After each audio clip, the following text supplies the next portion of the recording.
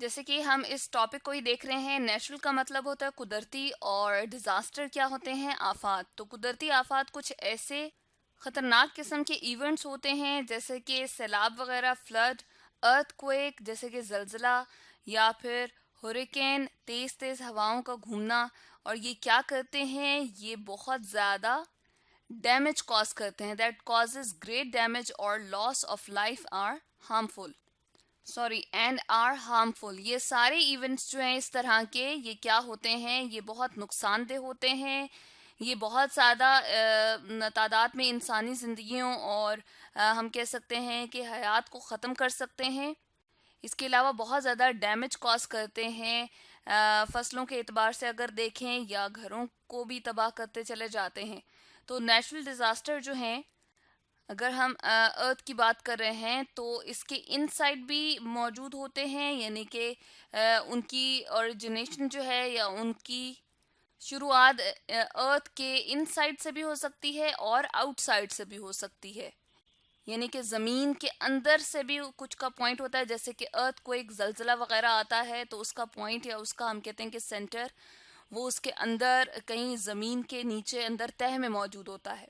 और कुछ अर्थ के आउटसाइड, जैसे जंगलात में आग लग जाना या सैलाब जो है अर्थ की सरफेस के ऊपर आते हैं। तो ये दो तरह से अर्थ को जो है नेचुरल डिज़ास्टर का सामना करना पड़ता है। और जब भी नेचुरल डिज़ास्टर आते हैं तो ये सिग्निफिकेंटली चेंज करते हैं इकोलॉजिकल सिस्टम को। इकोलॉजिकल क्या सिस्टम होता है, जिस तरह हमारे आसपास सब्ज़ा मौजूद है, उसके अंदर जो है डिफरेंट हशरात वगैरह मौजूद हैं, कीड़े मकोड़े हैं, और उनका प्रॉपर रहन सहन जो मौजूद है, जो तरीक़ाकार जिस तरीके पे वो रह रहे हैं, इसी तरह से बर्ड्स मौजूद हैं हमारे आसपास, एनिमल्स हैं, हवाएं चलती हैं, और इन्वायरमेंट में मौजूद इन लिविंग थिंग्स का नॉन लिविंग थिंग्स के साथ जो ताल्लुक है वो काफ़ी हद तक उसको हम कहते हैं इकोलॉजिकल सिस्टम। और ये काफ़ी हद तक जो है वो चेंज हो जाता है या डिस्टर्ब होता है जब भी नेचुरल डिज़ास्टर आते हैं। तो इसके अलावा नेचुरल डिज़ास्टर जो होते हैं वो इतने पावरफुल होते हैं कि ये ज़मीन की शेप को चेंज कर सकते हैं, या हम कहते हैं एक तरह से ये बहुत ज़्यादा ह्यूज फोर्स होती है या ह्यूज डिस्ट्रक्शन कॉजिंग फोर्स होती है, जो कि शेप ऑफ लैंड चेंज हो जाती है इससे। एक तो ये हमने चीज़ लिखी है, और दूसरा जो है ये डैमेज करती है किसको, लाइव्स ऑफ लिविंग थिंग्स को, यानी कि जितनी भी जानदार हैं उनके लाइव्स को या उनकी ज़िंदगियों को, उनके रहन सहन को ख़राब करती हैं। अब अगर देखा जाए तो नेचुरल डिज़ास्टर्स बहुत सारे हैं, जिनमें से हम कुछ को यहाँ पर काउंट करते हैं और लिखते हैं। फर्स्ट पे हम लिख रहे हैं जी फ्लड, यानी कि सैलाब का आना। और इसमें क्या होता है, an overflow of a large amount of water beyond its normal limit, यानी कि नॉर्मल लिमिट से ज़्यादा जब पानी नहरों में, दरियाओं में आ जाता है तो वो उन इलाकों में भी चला जाता है जहाँ पे इंसान का रहन सहन होता है। अब जैसे कि इस तस्वीर में हम देख रहे हैं कि बहुत ज़्यादा पानी जो है वो इन बिल्डिंग्स तक आ गया है और बहुत ज़्यादा एरिया को इसने ऑक्यूपाई कर लिया है। अब यहाँ पर आम ज़िंदगी जो है वो बिल्कुल रुक गई है। यहाँ पर जो इंफ्रास्ट्रक्चर था, यानी कि सड़कें वगैरह और बाकी तमाम मामूलात ज़िंदगी, वो रुक जाएंगे, और सड़कों वगैरह के ऊपर हमें कोई गाड़ियाँ यहाँ पर चलती हुई नज़र नहीं आ रही। तो यहाँ पर क्या है कि ये ओवरफ्लो की वजह से हुआ है। ओवरफ्लो किसका हुआ है जी, लार्ज अमाउंट ऑफ वाटर, बहुत ज़्यादा अमाउंट में जब पानी आ जाता है। सेकेंड, अगर हम डिज़ास्टर की बात करते हैं तो ड्राउट्स हैं, यानी कि कहत साली। तो ड्राउट्स जो हैं वो उन वाली लैंड्स में जो फर्टाइल थी काफ़ी अरसे से, यानी कि वहाँ पर सब्ज़ा उगाया जा रहा था, वहाँ पर तब होता है जब एक काफ़ी लंबे अरसे तक जो है वो लो रेनफॉल हो, a prolong period of abnormally low rainfall, यानी कि यहाँ पर जिस तरह से हम तस्वीर में देख रहे हैं कि इस वाले इलाके में काफ़ी अरसे से बारिश नहीं हुई है। तो इस वजह से क्या हुआ है, leading to a shortage of water, यहाँ पर पानी की कमी हो गई है। तो जब पानी नहीं होगा तो इस तरह से कोई वहाँ पर लाइफ जो है वो एग्जिस्ट नहीं कर सकेगी, चाहे वो प्लांट्स के हवाले से बात हो या क्रॉप्स के हवाले से बात हो, इसके अलावा एनिमल्स या ह्यूमन बीइंग के हवाले से बात हो। तो यहाँ पर लंबे अरसे तक कोई भी लिविंग थिंग जो है वो नहीं रह सकती। तो ये भी क्या है, कुदरती आफात है। एक ऐसी कुदरती आफत जिसमें क्या होता है जी, शॉर्टेज ऑफ वाटर किसी भी एक खास एरिया में हो जाता है, तो वहाँ ड्राउट्स आते हैं।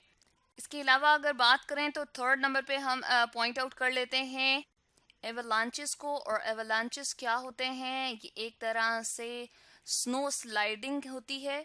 जैसे कि हम इस तस्वीर में देख रहे हैं कि ढेर सारी ये जो बर्फ है माउंटेन से या हिल से स्लाइड करते हुए नीचे की तरफ आ रही है, और यहाँ पर जो है वो इंफ्रास्ट्रक्चर सारा मौजूद है, सड़कें वगैरह हैं और लिविंग एरिया है।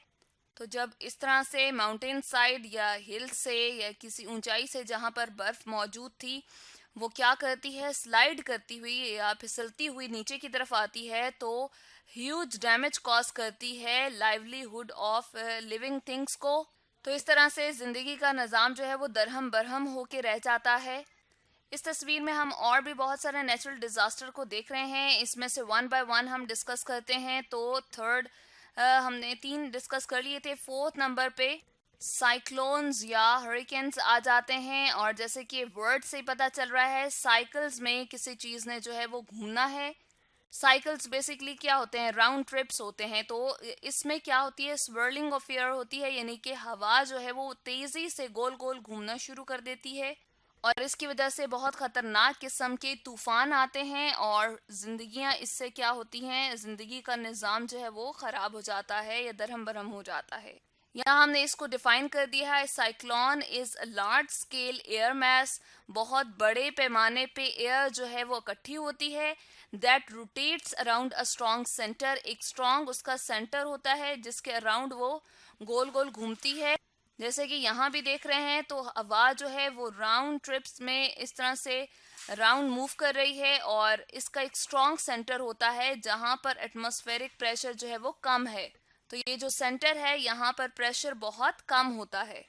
उसके बाद फिफ्थ पे हम देख रहे हैं, यहाँ पर एक पहाड़ सा है और उसके ऊपर से बहुत ज़्यादा आग निकल रही है, इसको कहते हैं वोल्केनिक इरप्शन। हमारी ज़मीन के कुछ ऐसे पार्ट्स हैं जहाँ पर आतिशफशानी पहाड़ मौजूद हैं, और उनके ऊपर से क्या उबल रहा होता है, लावा उबल रहा होता है। तो lava and gas are discharge from a volcanic vent, एक सुराख होता है जिसके ज़रिए से अंदर का गर्म हुआ हुआ लिक्विड फॉर्म में जो लावा है बहुत तेज़ तेज़ उबलता हुआ बाहर की तरफ आता है, और इसके साथ साथ अंदर की जो गैस है वो भी बाहर की तरफ डिस्चार्ज होती हैं। इसकी वजह से भी आसपास मौजूद जितना भी लैंड एरिया है वो जल जाता है, वो ख़राब हो जाता है और रहने के काबिल नहीं रहता। इससे अगले वाले हिस्से में हम देख रहे हैं अर्थक्वेक, यानी कि ज़लज़ला आने की वजह से ज़मीन के अंदर बहुत गहरी दरार पड़ गई है, और इस तरह से ज़मीन का कुछ हिस्सा जो है वो टूट फूट का शिकार हो जाता है। इसके अलावा भी बहुत सारे डैमेज कॉज होते हैं अर्थक्वेक की वजह से। यहाँ पर हमने इसको डिफाइन भी कर दिया है, ये क्या है, a sudden violent shaking of the ground typically causing great destruction. तो एक ऐसा झटका सा लगता है नीचे अर्थ की तरफ, अगर हम सेंटर की तरफ जाते हैं तो वहाँ पर, और क्या होता है कि ये टिपिकली कॉज करता है बहुत ज़्यादा डिस्ट्रक्शन को, यानी कि ज़मीन यहाँ पर हम देख रहे हैं कि क्या हो गई है, इसमें बहुत गहरी दरार पड़ गई है। और इससे क्या होता है कि यहाँ पर अगर कुछ भी बिल्डिंग्स मौजूद हैं या फिर ट्रीज वगैरह मौजूद हैं तो क्या होंगे, वो गिर जाएंगे, और यहाँ पर अगर इंसानी हयात भी मौजूद है तो वो तबाह हो सकती है। सेवेंथ यहाँ पर नेचुरल डिजास्टर हम देख रहे हैं कि क्या है, फायर इन फॉरेस्ट है। जैसे जैसे हमारा ग्लोबल टेम्परेचर जो है वो बढ़ता जा रहा है, तो जंगलात में इसकी वजह से आग खुद ब खुद भड़क उठती है, और इससे क्या होता है कि बहुत ज़्यादा जंगली हयात को नुकसान होता है। और जैसे हम देख रहे हैं कि यहाँ पर ट्रीज वगैरह मौजूद थे, तो ये भी क्या होते हैं, जल जाते हैं। इनमें से एक को हम डिटेल में दो को हम डिटेल में स्टडी करेंगे, और एक है अर्थक्वेक्स। जैसे हम कह रहे हैं कि सडन वायलेंट शेकिंग है, सेंटर ऑफ द अर्थ से ये ओरिजिनेट होता है और डिफरेंट डिस्ट्रक्शन जो है वो कॉज करता है। जैसे कि यहाँ पर हम देख रहे हैं कि बिल्डिंग्स जो हैं वो बुरे तरीके से तबाह हो गई हैं, और इसी तरह से इंफ्रास्ट्रक्चर जितना भी है, जैसे कि सड़कें वगैरह या ये बिजली का निज़ाम है, ये सारा क्या हो जाता है, ये ख़राब हो जाता है।